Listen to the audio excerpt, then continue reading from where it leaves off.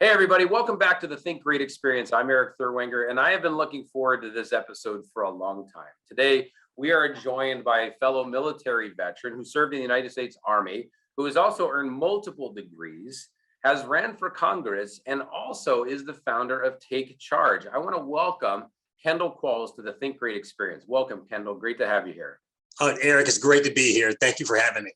You know, the very first time we talked, I loved your passion. It was just oozing out of you. And I said, I got to do more with this guy. One, support you, but also team up in any way to make an impact. And I know that making an impact in communities is huge to you. And I'm looking forward to talking a little bit about TakeCharge and hearing your thoughts on that. But can you tell us a little bit about your time in the Army and what that has meant to you? Yeah, you know what? I've been very fortunate. So I grew up in a military family. So my dad was a retired sergeant major. And for my teenage years, he was a drill sergeant. So I tell people, you know what, you can get in trouble one time when your dad's a drill sergeant. The second time, you're on the missing person report. No doubt about it. They keep you squared away, I'm sure. Yeah, absolutely. But growing up like that, I've been on military bases where, the people can look very different. But there's one thing that everyone have in common is that uniform. And what the goals are, what the objectives are, what you stand for.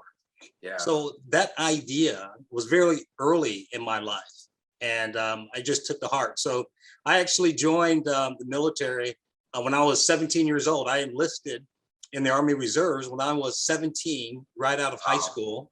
Went to basic training, and at Fort Knox, Kentucky. And but I joined the Army Reserves, but I also joined ROTC in college.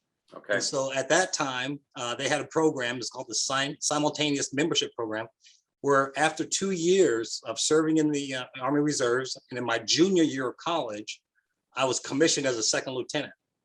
That's awesome. So I was 19 years old. I had men reporting into me that were my dad's age. And if you ever read the book Outliers, in that book, that concept of 10,000 hours to become an expert at something. Yes. Yeah. Well, I was getting my training and my leadership training from an organization that's been training leaders for over 200 years, and that was the U.S. Army. So that's been a lot of in my career, the leadership training that comes kind of second nature to a lot of us veterans.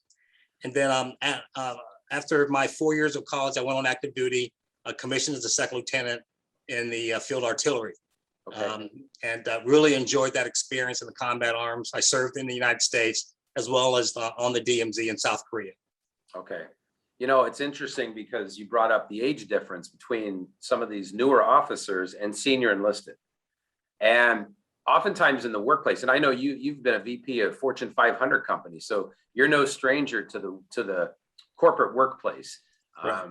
It's fascinating to them that somebody who could be 22 years old, fresh out of officer candidate school, or newly commissioned, could be in charge of people who have been serving in the Army or their respective branch for almost 30 years. And yet that level of respect is there. Now, of course, as a second lieutenant, you're smart enough to get those senior enlisted working together with them. But it is interesting in the business sector. I found some people feel I shouldn't report into her, she's too young. Or he's too young, I have too much experience. That won't make sense if they lead me. Have you encountered any of that in the workplace as well? Well, yes, and this is really where it's more common.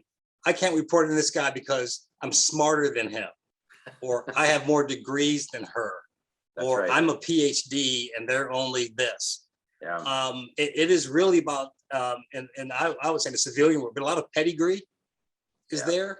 Yes. Not necessarily the character or the leadership value and understanding that. Much until later in a relationship. I've had a lot of relationships where guys that had PhDs that reported into me. It wasn't until a year later or so that they said, okay, now I get it. That's correct. But they didn't understand it on the front end. Yeah, and I think, here we are a few minutes into this conversation. You've mentioned leadership at least 3 times. One of the things for me, and my brother served in the Army. He was a tank commander, so he drove the M1 Abrams. And you can have conversations about leadership because from the beginning of your time in service, even beforehand, when you're meeting with recruiters, you're hearing that word leadership. I think that that is a word that really needs to be defined and exemplified today. And you can see probably, unfortunately, too many poor examples of leadership in the world than great leadership. Well, you know what? Someone told me this years and years and years ago. You know, every year there's going to be a book published. It's going to have this in common. It's going to have leadership, strategy, and something about taking charge, right? Exactly. To your point, a lot of people don't know what leadership is until they see it in action. That's correct. You know what? I've seen a lot of different things. I've seen a lot of people in leadership, boy, but that is what it looks like.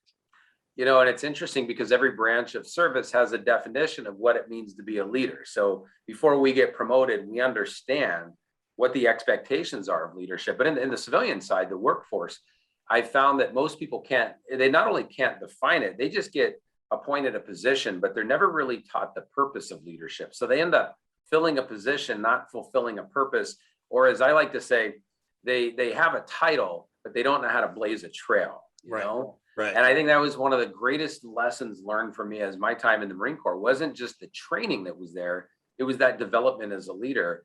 And I know for me, maybe you too, every action I see, if I watch the news or if I scroll down Facebook, which is dangerous these days, but if I'm watching leadership in action or listening to it, you can pick out great leadership and poor leadership pretty quickly today.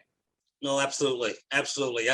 I tell people you can tell your best leaders because they don't have to use the rank on their shoulders to take action, you know it there because they're comfortable in their skin with it. Yeah. You know, it's interesting. We have things in common. Although I was a corporal in the Marine Corps and you were an officer, I would have called you sir, out of respect, giving you the proper hand salute, time of day greeting. We do have some things in common. We served, we care about our communities. I love one of your favorite quotes because it's one from one of my favorite movies, but that's strength and honor. And it just means so much. What does that mean to you today? Strength and honor. And at a time when there's, I don't know, maybe a lack of honor and weakness in so many areas in our country. Yeah, you know, the strength and honor part is so important today because number one, in times of adversity, times of uncertainty, people want to know where can I cling on to something that I know is going to be sturdy and it's going to be there. Yeah. But the other part of it is, can I trust it? You want to be able to know that you can trust the person that you're following, that you respect. And you know, that like, again, leadership and honor, those things mean a lot, but it's hard to define until you see it in action. Then it's so clear. During times like this right now, we need both of those in spades. And we don't know where we're going as a nation. That's a scary part right now. You turn on the TV and there's no direction, there's no guidance, there's no certainty. I think you hit the nail on the head with that word trust.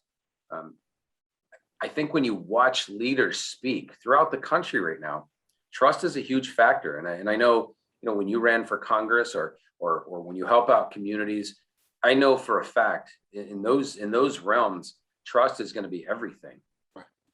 Well, absolutely. And so here's the thing.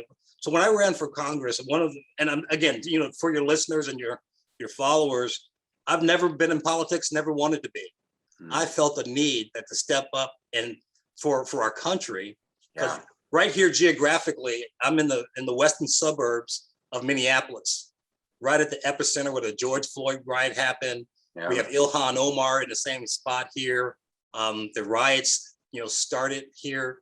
And what I didn't see was leadership. What I didn't see was honor and something that unites us as Americans. And so I ran for office in the western suburbs. It wasn't against Ilhan. And although I didn't win, I can tell you every week I had people that have never been involved in politics. They got a yard sign.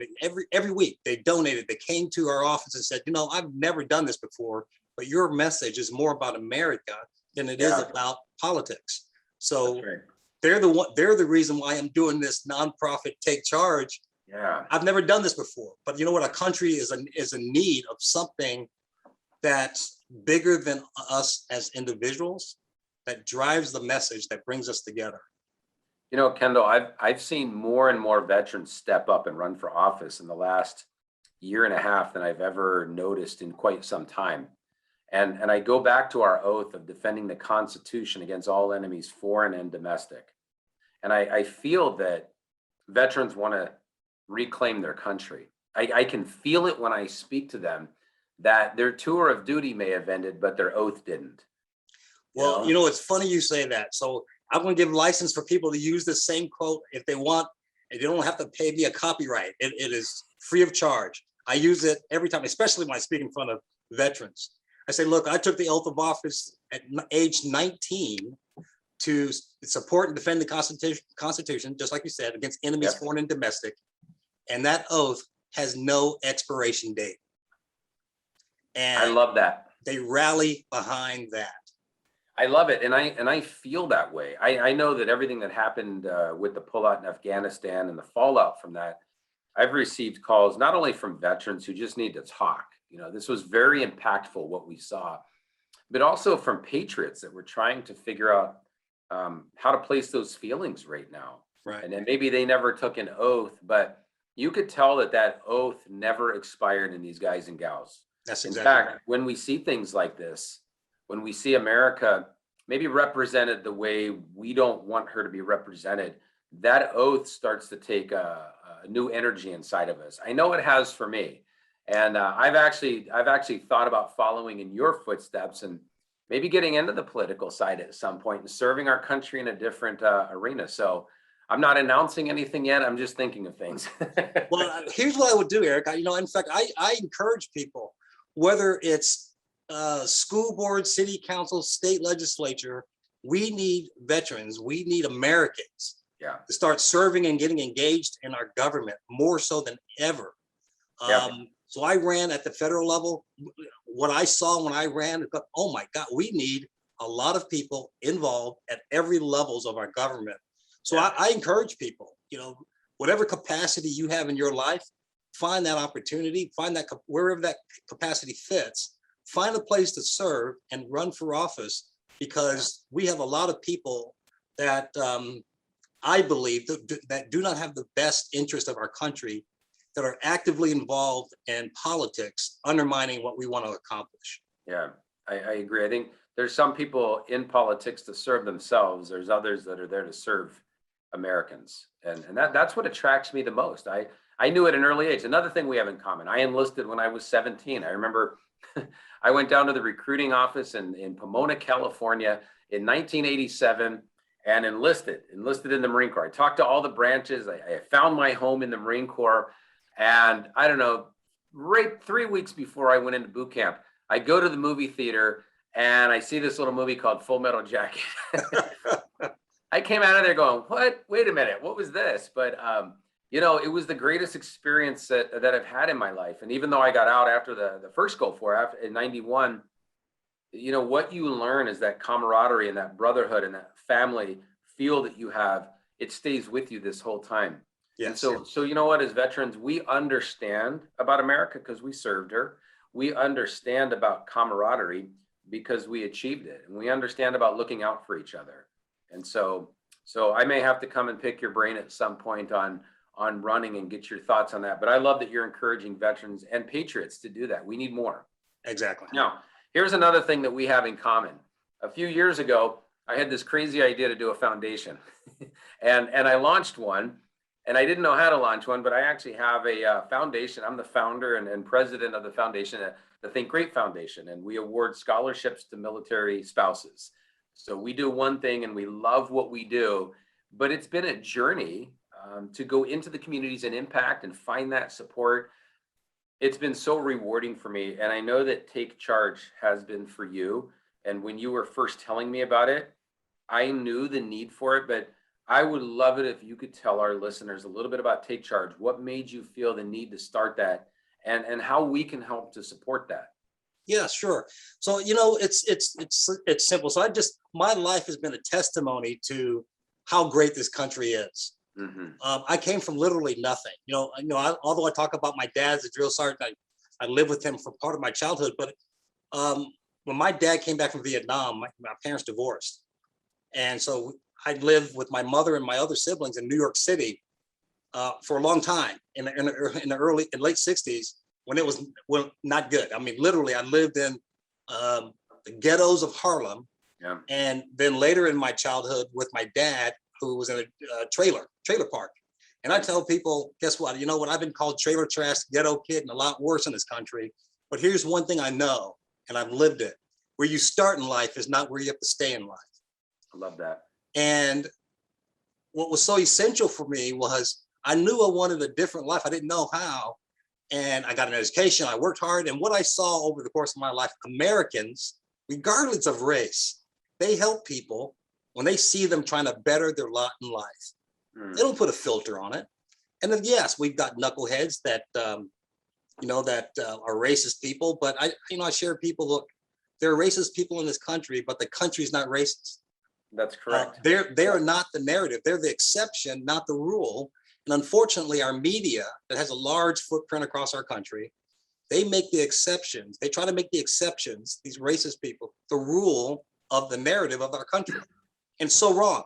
Yeah. So I started Take Charge with that narrative that, America works for anyone, regardless of race and That's regardless of station in life.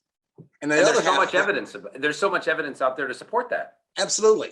And then the other part of my effort is because they always use the racial disparities to justify how racist the country is. Well, what I share with them, I go, those are not racial disparities. Those are two-parent disparities. The Black community didn't used to live like this. And so I've gone into the Black community of the Twin Cities, and I'm recruiting volunteers to help us turn the culture back to where it was before we had help from the government. So just for some of your listeners that don't know about the history of the Black community, even up to the worst of times, the Great Depression, Jim Crow laws of the 40s and 50s, 60s, Black community used to be 80% two-parent families. When the welfare program started under LBJ, where they basically incentivized women to have children as long as they remain unmarried, that changed the whole dynamic of the Black community. We've gone from 80% to two-parent families to 80% fatherless homes in my lifetime. And what we're trying to, and there's been no national initiative to try to reverse it. No national initiative. The impact is significant. Huge. And we all see it. So that's what we're doing. We're starting here, something here in the midst of the George Floyd and the riots and everything else in the Twin Cities. Look, it's time to start taking our community back. I don't need permission from the government. I don't need initiative. This is really military action in its standpoint. So I'm getting ground troops and the videos that we put together. So if you go to our website at takechargemn.com, you'll see the 9 videos, the little short vignettes that we've developed to help reinforce the ground troops, to reinforce our message. I call the videos our air support and our volunteers the ground troops. I like it. I can relate to that language. Yes. And and here's the thing. I've watched those videos. They are powerful. Yes. And I think what's so powerful about it is how many people have and are prepared to speak out on taking charge in their communities again. Yes. And every week, every time we put one out, I get more and more people coming in. We're going to put out another one on the 7th, on next Tuesday. And it's just continuing that momentum. It's interesting because I saw a study at one point, and I forget what time period it was, that it actually showed that there were more two-parent Black families percentage-wise than white families. Right. And that whole script has been shifted now. So not only shifted, we've have political leaders that don't even acknowledge that it's a problem or try to want to turn it around. Right. So again, as veterans, when you know to do the right thing, you don't wait. You don't wait for permission. You take charge. And that's what we're all about. It was interesting because color in the Marine Corps, when I went in 1987, so way back then, I remember they said right in the beginning, there's no white, there's no black, there's no brown, there's green. Right. Right. And when drill instructors are yelling at you, you say, okay, I'm in. Yeah, I buy it. But there were maybe some dark green Marines and light green Marines, but at the end of the day, we were all Marines. And I think that what you're really hitting on is at the core, we're all Americans. And that's how we need to look at things. And there's too much division in the country right now. Yes. And it's turned into hatred. Yeah, absolutely. And so one of the things that we're going to do, we have a big fundraiser that we're planning on November 5th. We have Jason Riley coming to speak at our event. Jason Riley is one of the editorial board members from the Wall Street Journal. He's Black. And so I'm going to speak first, and then Jason Riley's going to speak as the guest speaker. But my talk and the whole theme of this event is how do we envisioning a post-racial America? Okay, I love that. I got to stop you right there, because when I was reading through some of your comments, a post-racial America, I love that phrase. Can you expand upon that a little bit? Because I feel like the media, what we're seeing out there is a very divided racial America. Yes, yes. Post-racial America. I'll wear a T-shirt with that. I love it. Yeah, you know, that's actually a good idea. We're going to have to get some of those made.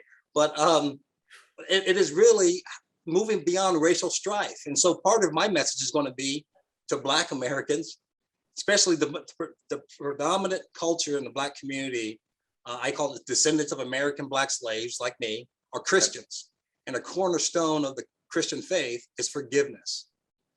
And how do we move beyond where we are now, the acrimony, the division, and how do we do that? And how do we build from where we are? Well, the first thing is, you know, you got to forgive the wrongs that have been given to our grandparents and parents. So some totally legitimate things, not only just slavery, but the Jim Crow laws that try to keep people in place, the redlining. And then second part of that will be returning back to our cultural roots. And again, from a Christian perspective, if you know the analogy of the prodigal son, it's going back. That's right. Going back to the basics, because we strayed away from the teachings of the Christian faith, you know, the out of wedlock births and all the other stuff. And you then know, what's interesting is the way society is right now, and the way people, a lot of them have been programmed or fed information from the media. You're saying things that when you peel the layers off, make complete sense. We should move beyond race. That makes sense. We should have families, especially in the Black communities where they've been separated, 2-parent families. We should look at ourselves as Americans. And in today's society, that's radical thinking right there. I mean, well, Eric, I'm going to up another radical thing, because you know, at the end of the day, this country is rooted in that freedom and all of us together, but also in God. I know that we've been told not to say that word out loud. That's right.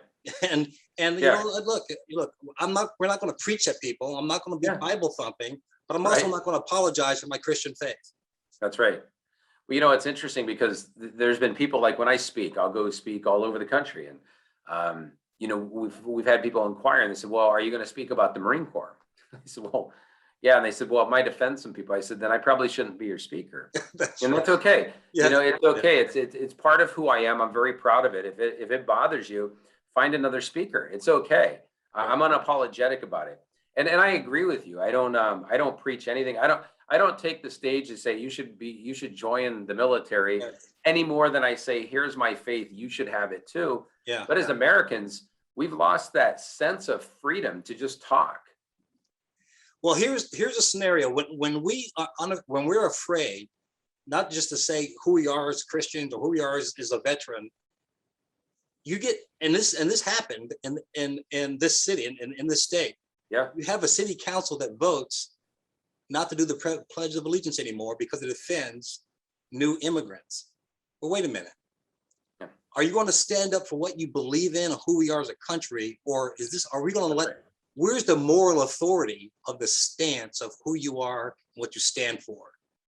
And there's the reason why, you know, the founding fathers and the understanding of who the country we're going to have, they said this in their law, their writings. We can't be a self-governing country if we're not a virtuous country.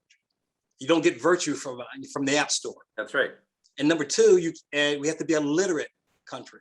And you can look at our schools across the country, and they're totally dumbing that down and becoming indoctrination centers, not education centers.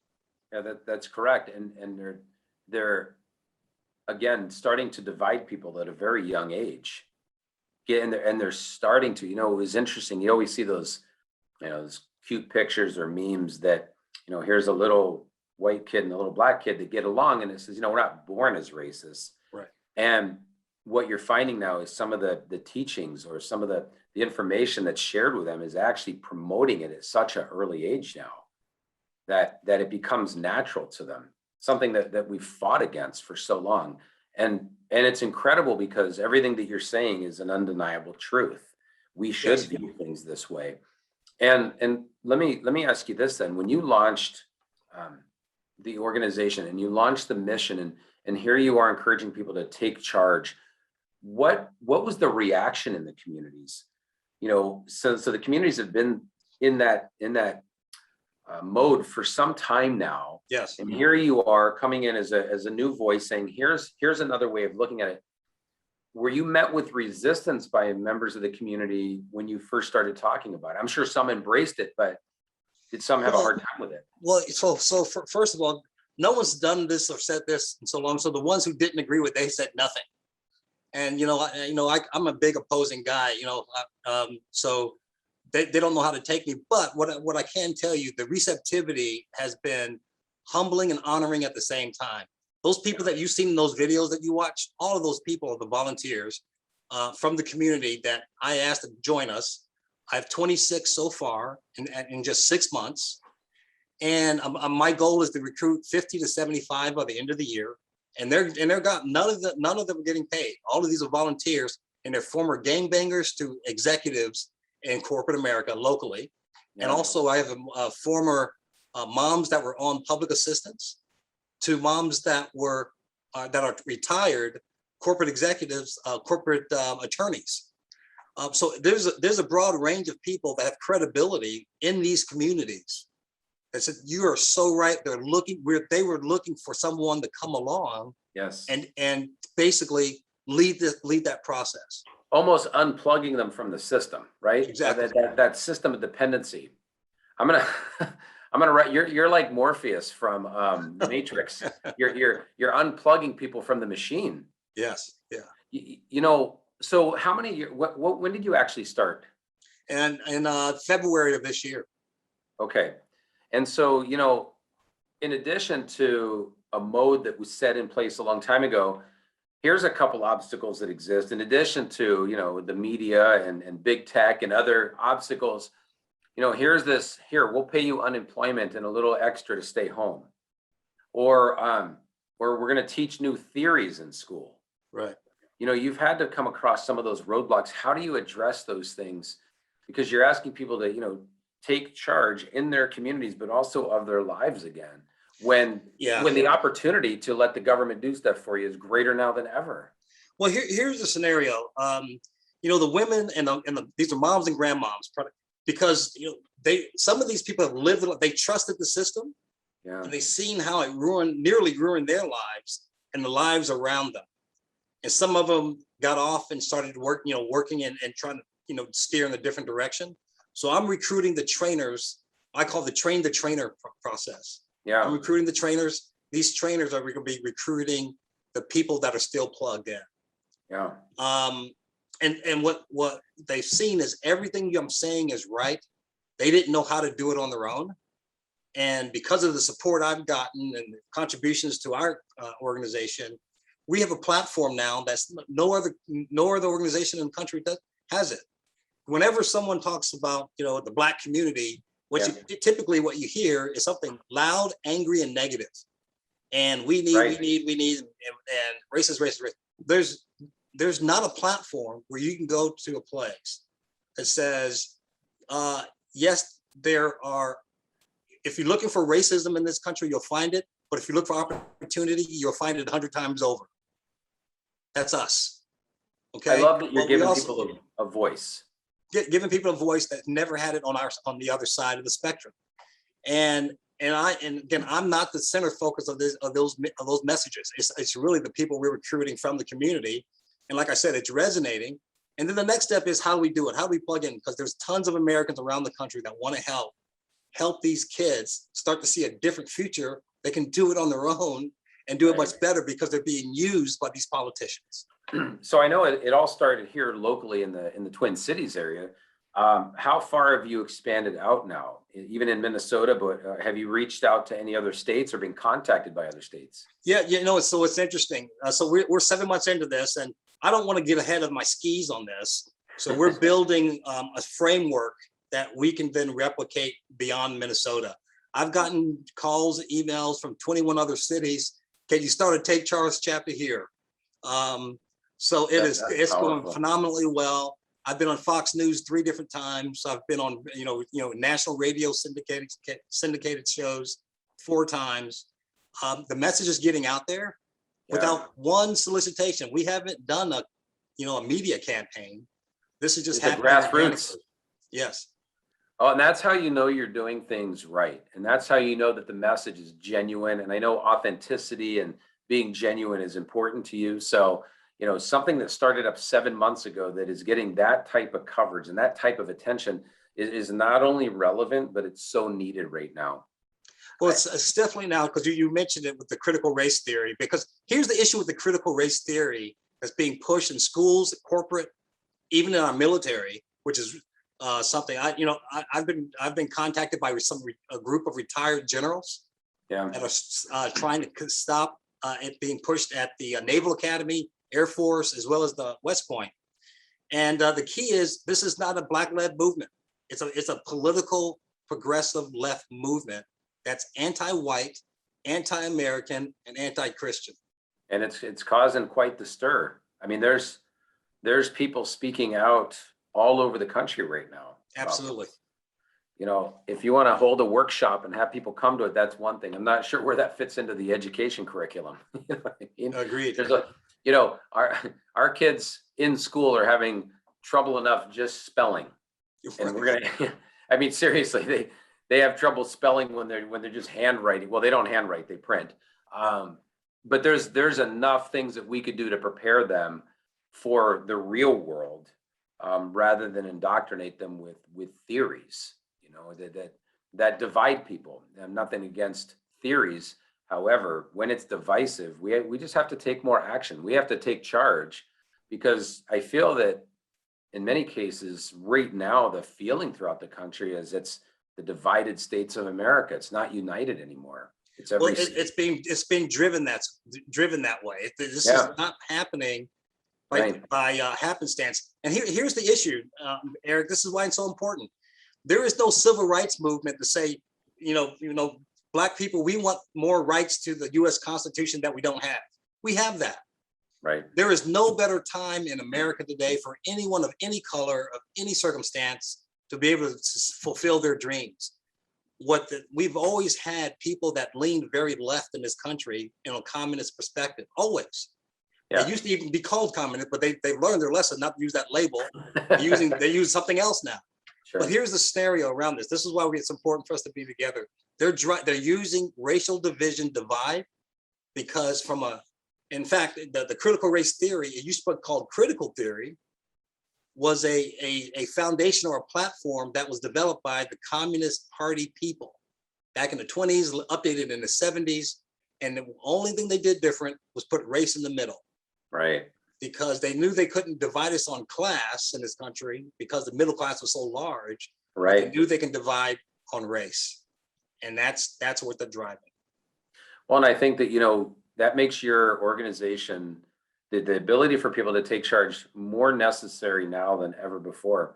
There's just more areas to divide them, more areas to keep people down and say thank you. And what I love is you're helping people, pull themselves up and have a different path. I understand people going down one path if that's the only road, but there is another road. Yeah.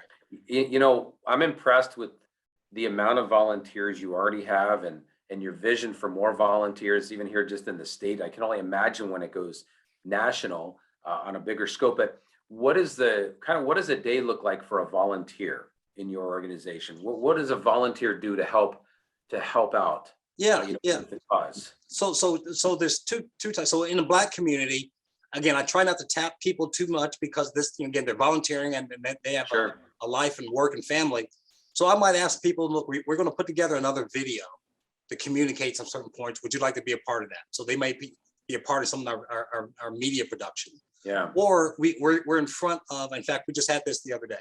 After school program, young kids, elementary, middle school, speaking about families, education, why it's important. Well, I have a young Black couple, this family, they're in their early 30s. They were married, then had kids, got 4 little kids. A lot of these kids that they were speaking to never see anything like that in their communities, on their neighborhoods, on their streets, and in their homes. But if they can see them in Yeah. their own life, they can start visualizing it in their own future. And so these families, these volunteers speak to the kids about a different life, a different future, that what they live now doesn't have to be their future. They can make their future. I know that you and I both love unsolicited emails where people ask or share, share my story, or maybe they just tell you how it impacted them. What's the impact like for kids that might not see that two-parent family together? What's some of the feedback that you get that you're on the right track when they haven't seen this before? Are they sharing thoughts with you like I like that, I want that? Well, I don't get that directly. We get it through some of our strategic partners. So when we had that event, one day, the lady, the lady that was helping to facilitate this didn't know that this young couple was affiliated with us. She goes, "Oh, Kendall, this one couple came by. You should have met them. They're great people. I wanted to connect you with them because our kids had such a great time with them." And I said, "Yeah, I know who they are. They were part of our organization." She goes, "Oh, I knew it. I knew they had to be some connection." And so we get that, and we get emails to our website every day. In fact, I just got one today. This guy said, "Look, I donate to a foundation that has come increasingly woke. I've been looking for an organization that can help us during this time, and thank God that you're there. This makes That's so awesome. much sense. And you know what? We need more people like you." Yeah. It's again, Eric, I can tell you, it's humbling and honoring. Yeah. Because this was not on my agenda for my career path. You're doing this again as servant leaders in the military. Yeah. You don't need an officer there in charge to tell you if there's a big hole on your right and you're getting fire from that direction. You need to head to that firefight, and plug the gap. Yeah. And defend the country. And I like to speak to people. I say, look, Americans don't run from a fight, and God's people stand up against evil. There you go. And That's that's a what we're powerful doing. combo. That's what we're doing, man. We're planting the flag. We're not ceding any more ground. Yeah. It's interesting. I've always been proud to fly my flag, and I rotated. I have the American flag and the Marine Corps flag. So of course I got November 10th, the birthday coming up. So the Marine Corps flag will be flying. I'm proud to wear the American flag. I'm proud to stand up for the Pledge of Allegiance and say it. I actually just recorded it for a local radio station here. They asked if I would record the Pledge of Allegiance for their morning, time slots. I said I would love to. So I went in and recorded it. It made me feel great. I remember growing up in the 80s when it was very patriotic and people would chant USA, USA. And there was this feeling of patriotism, and it was exciting. And I remember when the Gulf War broke out, I actually had some people come up to my car at one point. I was in uniform, and prior to that, there was still a lot of the Vietnam mindset there, where people were upset with the troops, right? That carried over for decades. And I had been called different names when I was in uniform, even if I was around my family. I remember somebody drove up, felt compelled to stop and call me a baby killer. And I said, "Well, I have not, but thank you. And, I'm just going to go have dinner." And it was really interesting, but I knew where the mindset came from. And at one point I was driving home from El Toro, California. I was in uniform, and there was a lot of people at an intersection. It was all stopped. I had no clue what was going on. Then people started to come up to my car, and I thought, "Oh boy, here we go. I'm gonna get pulled out, but I'm gonna go down fighting." They're gonna get a piece of me. And they were asking me to roll my window down, and I did. And a hand came in and said, "Can I shake your hand? I just want to say thanks for serving." And I don't even know if I really answered. I was in shock. And it was great to see some pride in our country come back, and some belief in the people that serve. And I think we're ready for that again. And I think that our ability to take charge and what you're doing right now, that's going to help. You're not just creating an organization. You're creating a movement, and a movement that needs to happen, because I'll say this: Black community succeeding, everybody succeeds. Absolutely. It's not good for any community when we have a community that's struggling. That's right. So we need to all work together. I'd be happy to help out in any way I can with your organization, because I believe in impacting people. To me, it doesn't matter. I don't look for a color and say I want to help that person out. Yeah. But there are communities right now that are in dire need of help, that have been plugged in. Yes. And some bad things have happened. And I can see that. I can see it. And you can see it in the actions that people take in those communities. These communities all have an opportunity to be greater. We just have to go in and help them to take charge. I love what you're doing. I think it's fantastic. Thanks, Erik. Yeah. I mean, any chance we get to reserve is helpful. If somebody were looking to, what are you looking for people volunteering? What do you want them to bring to the table? Well, yeah, I'll just, first of all, number one, our story, although we get national attention, the local press, they squelch us. And obviously, big tech, social media squelches as well. They literally, squash, awareness about us actively. Sure. And so, number one, I tell people, look, go to our website, TakeChargeMN, spread the word, look at the videos, share the videos, all that, support with a contribution if they can. It doesn't matter how much. Yeah. Second is, there's an opportunity for you to sign up to see, look, I would like to be, involved in some way. And so that involvement may be a little bit down the road, because as I recruit, again, trainers, the trainers then recruit the people that we want to help change the culture. We're kind of right in the front end of that. So we are having people that sign up. And I said, look, don't get discouraged.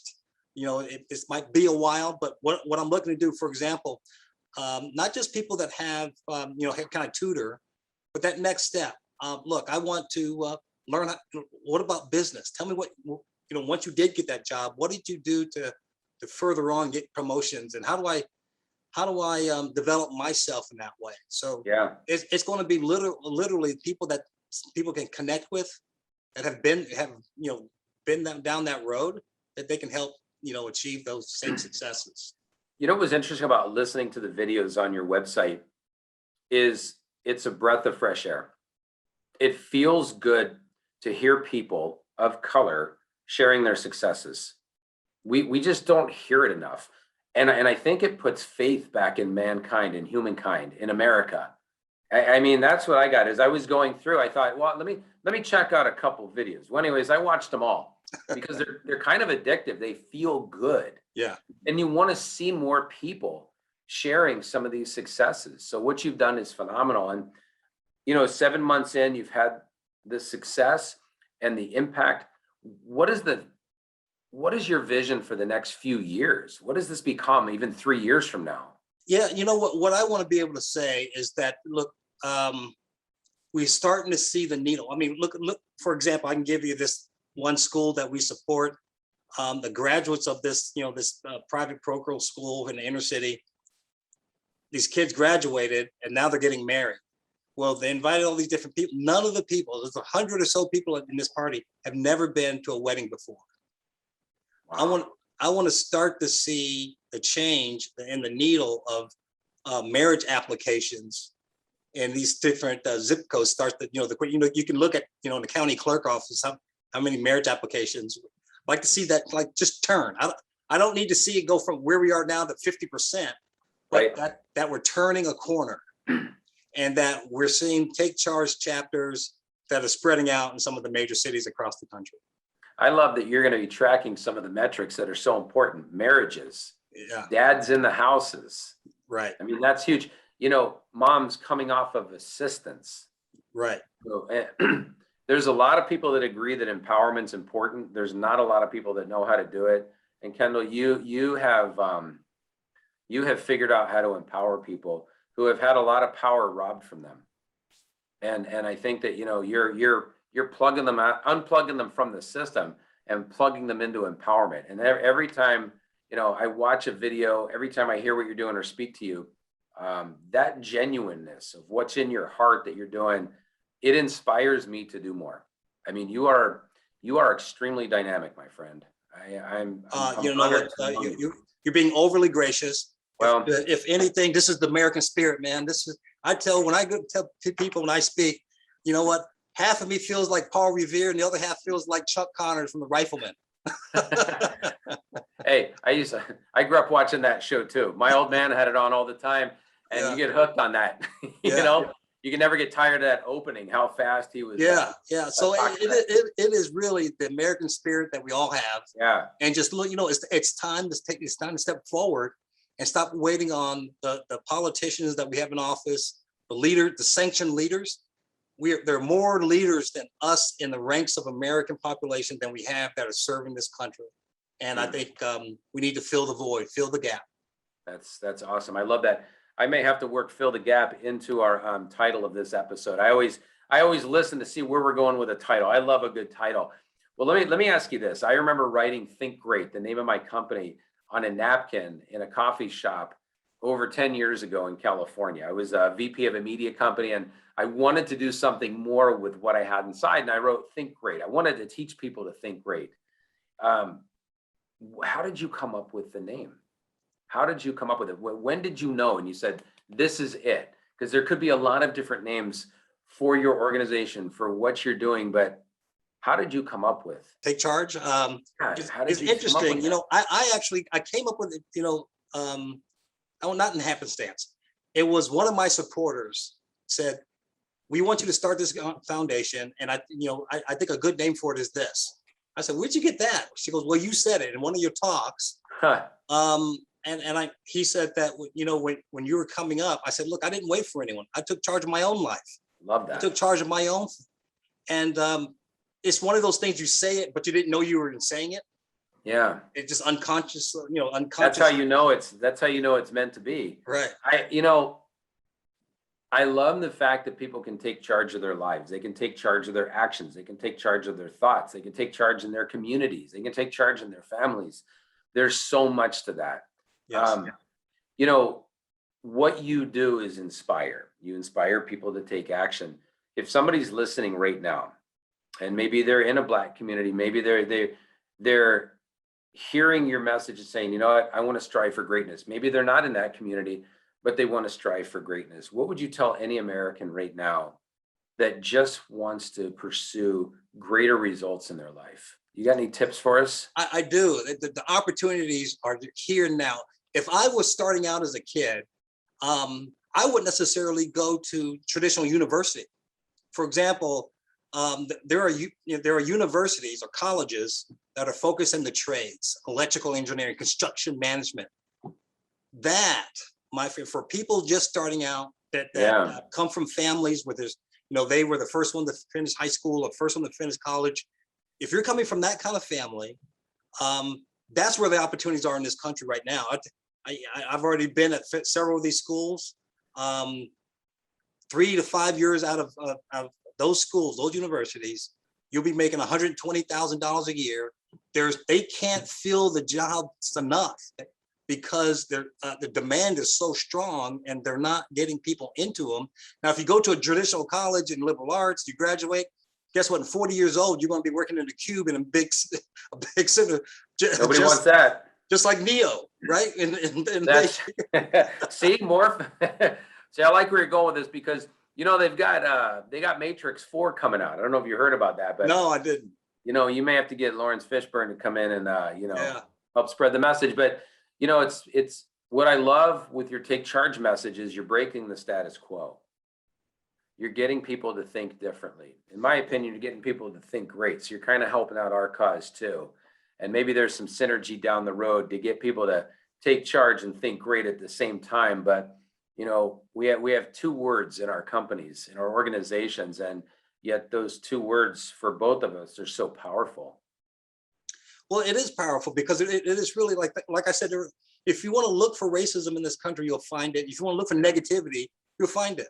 That's right. When you look for opportunities, you'll find it 100 times over. Where do you want to spend your time thinking about that?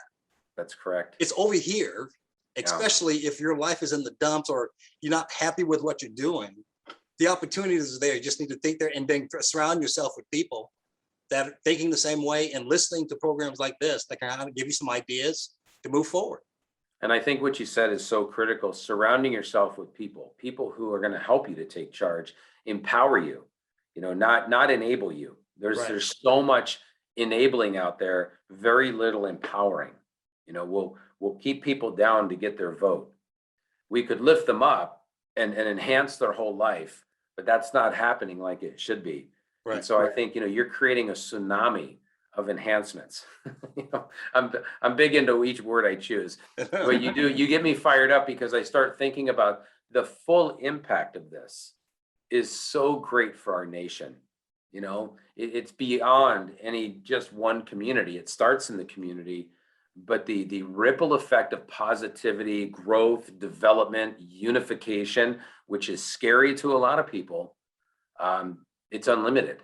And so what's the saddest part about this, Eric, and I'm to talk this one negative part, is that Native Americans don't realize it as much as immigrants that come to this country. It's amazing what they go through. I'm not talking about the illegal immigrant in the southern border. I'm talking about legal immigrants, regardless if they come from India, China, or even Africa. Nigerians that come to this country, they see opportunity, not the barriers. In fact, Nigerians earn more than 17% than the average American. Not average Black American, the average American. Wow. Because they come here like any other immigrant.